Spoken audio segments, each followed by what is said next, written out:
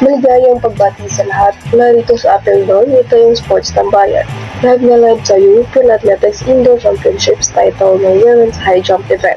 Kung saan maagang ikinasa ang dominanteng kampanya ni Rayoslava Machuki laban sa 8 bansa na matagumpay na nilagpasan ang 1.80 meters hanggang sa 1.99 meters rock. Nahirapang tapatan ng ibang bansa ang Ukraine na unti-unting nauubos ang mga bansa sa pagdating ng 1.85 meters na mahigit 3 bansa ang hindi nakalusot dahil lang ang Serbia at Ukraine na lamang ang nagtagisan sa 1.99 meters rock. Napilit sinuhan ni Angelina Tapek ng Serbia ang panalo.